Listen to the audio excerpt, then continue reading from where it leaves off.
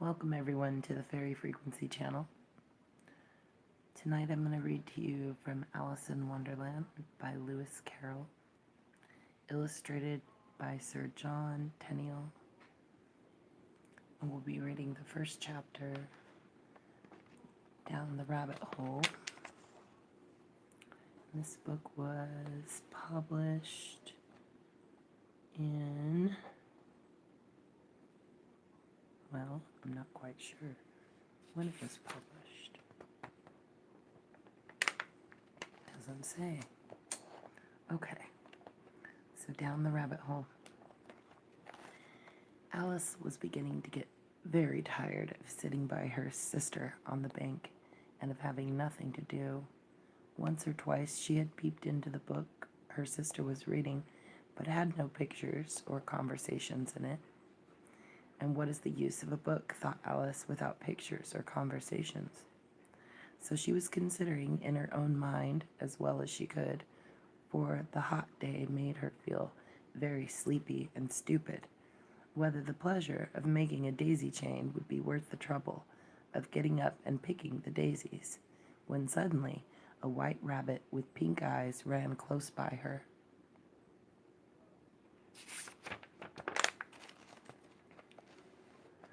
There was nothing so very remarkable in that, nor did Alice think it so very much out of the way to hear the rabbit say to itself, oh dear, I shall be too late." When she thought it over afterwards, it occurred to her that she ought to have wondered at this, but at the time it all seemed quite natural. But when the rabbit actually took a watch out of its waistcoat pocket and looked at it and then hurried on, Alice started to her feet, for it flashed across her mind that she had never before seen a rabbit with either a waistcoat pocket or a watch to take out of it. And, burning with curiosity, she ran across the field after it, and was just in time to see it pop down a large rabbit hole under the hedge. In another moment, down went Alice after it, never once considering how in the world she was to get out again. The rabbit hole went straight on like a tunnel for some way, and then dipped suddenly down, so suddenly that Alice had not a moment to think about stopping herself before she found herself falling down what seemed to be a very deep well. Either the well was very deep, or she fell very slowly, for she had plenty of time as she went down to look about her and to wonder what was going to happen next. First she tried to look down and make out what she was coming to, but it was too dark to see anything. Then she looked at the sides of the wall and noticed that they were filled with cupboards and bookshelves.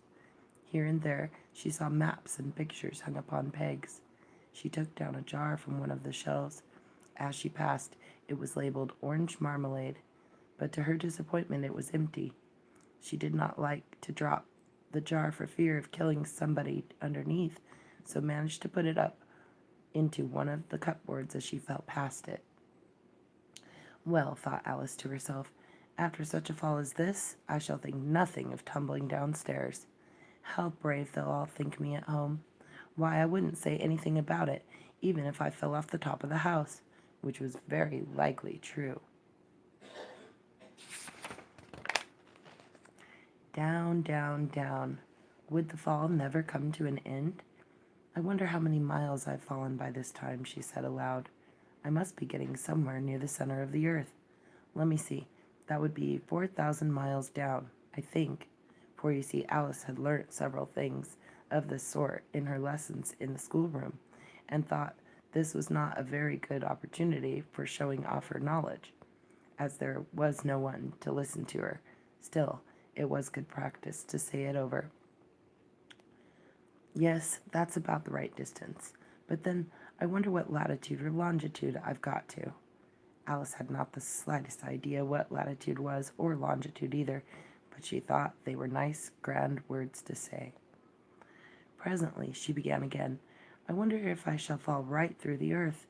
How funny it'll seem to come out among the people that walk with their heads downwards. The antipathies, I think. She was rather glad there was no one listening this time, as it didn't sound at all the right word. But I shall have to ask them what the name of the country is, Please, ma'am, is this New Zealand or Australia? And she tried to curtsy as she spoke. Fancy curtsying as you're falling through the air. Do you think you could manage it? And what an ignorant little girl she'll think me for asking. No, it'll never do to ask. Perhaps I shall see it written up somewhere. Down, down, down. There was nothing else to do, so Alice soon began talking again. Dinah'll miss me very much tonight, I should think. Dinah was the cat. I hope they'll remember her saucer of milk at tea time. Dinah, my dear, I wish you were down here with me. There are no mice in the air, I'm afraid, but you might catch a bat, and that's very like a mouse, you know. But do cats eat bats, I wonder? And here Alice began to get rather sleepy, and went on saying to herself in a dreamy sort of way, do cats eat bats? Do cats eat bats? And sometimes do bats eat cats? For you see, as she couldn't answer either question, it didn't much matter which way she put it. She felt that she was dozing off, and she had begun to dream that she was walking hand in hand with Dinah, and was saying to her very earnestly, now, Dinah, tell me the truth. Did you ever eat a bat?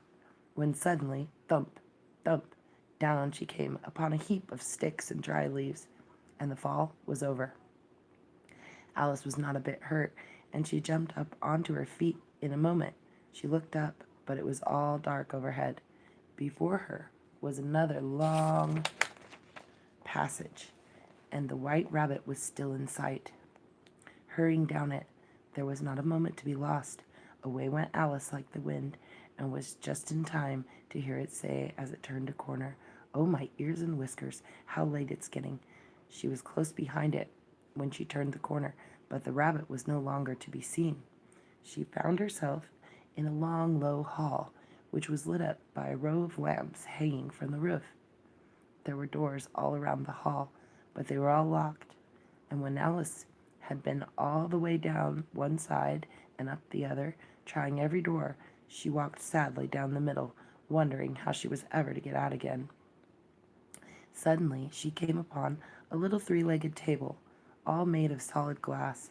There was nothing on it but a tiny golden key, and Alice's first idea was that this might belong to one of the doors of the hall, but alas, either the locks were too large, or the key was too small.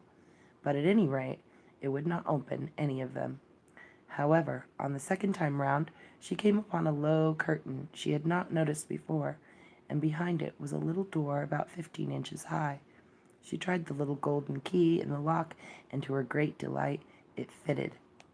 Alice opened the door and found that it led into a small passage, not much larger than a rat hole.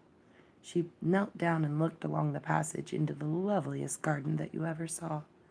How she longed to get out of that dark hall and wander about among those beds of bright flowers and those cool fountains, but she could not even get her head through the doorway. And even if my head would go through, thought poor Alice, it would be of very little use without my shoulders. Oh, how I wish I could shut up like a telescope.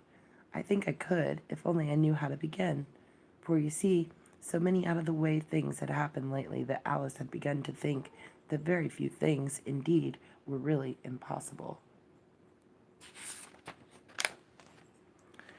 There seemed to be no use in waiting by the little door, so she went back to the table, half hoping she might find another key on it, or at any rate, a book of rules for shutting people up like a telescope. This time she found a little bottle on it, which certainly was not here before, said Alice. And tied around the neck of the bottle was a paper label with the words, "Drink me," beautifully printed on it in large letters. It was all very well to say, "Drink me," but the wise little Alice was not going to do that in a hurry. "No, I'll look first," she said, "and see whether it's marked poison or not." For she had read several nice little stories about children who had got burnt and eaten up by wild beasts and other unpleasant things, all because they would not remember the simple rules their friends had taught them, such as that a red-hot poker will burn you if you hold it too long, and that if you cut your finger very deeply with a knife, it usually bleeds. She had never forgotten that, If you drink much from a bottle marked poison, it is almost certain to disagree with you sooner or later. However, this bottle was not marked poison, so Alice ventured to taste it, and finding it very nice, it had in fact a sort of mixed flavor of cherry, tart, custard, pineapple, roast turkey, toffee, and hot buttered toast. She was very soon finished it off. What a curious feeling, said Alice. I must be shutting up like a telescope. And so she was indeed. She was now only 10 inches high, and her face brightened up at the thought that she was now the right size for going through the little door and into the lovely garden. First, however, she waited for a few minutes to see if she was going to shrink any further. She felt a little nervous about this, for it might end, you know, said Alice to herself, in my going out altogether, like a candle. I wonder what I should be like then. And she tried to fancy what the flame of a candle looks like after the candle is blown out, for she could not remember even having seen such a thing. After a while, finding that nothing more happened, she decided on going into the garden at once. But alas for poor Alice, when she got to the door, she found she had forgotten the little golden key, and when she went back to the table for it, she found she could not possibly reach it. She could see it quite plainly through the glass, and she tried her best to climb up one of the legs of the table, but it was too slippery, and when she had tired herself out with trying, the poor little thing sat down and cried. Come, there's no use in crying like that, said Alice to herself rather sharply. I advise you to leave off this minute. She generally gave herself very good advice, though she was seldom followed it, and sometimes she scolded herself so severely as it would bring tears to her eyes, and once she remembered trying to box her own ears for having cheated herself in a game of croquet she was playing against herself. For this curious child was very fond of pretending to be two people. But it's no use now, thought poor Alice, to pretend to be two people. Why, there's hardly enough of me left to make one respectable person. Soon her eyes fell on a little glass box that was lying under the table. She opened it and found in it a very small cake, on which the words, "Eat me," were beautifully marked in currants. Well, I'll eat it, said Alice, and if it makes me grow larger, I can reach the key, and if it makes me grow smaller, I can creep under the door, so either way, I'll get into the garden, and I don't care what happens. She ate a little bit, and said anxiously to herself, which way, holding her hand on the top of her head to feel which way it was growing, and she was quite surprised to find that she remained the same size. To be sure, this is what generally happens when one eats cake, but Alice had got so much into the way of expecting nothing but out-of-the-way things to happen that it seemed quite dull and stupid for life to go on in the common way. So she set to work and very soon finished off the cake. And that is the end of Chapter 1, Down the Rabbit Hole. Thank you for joining tonight. Wishing you all a beautiful evening.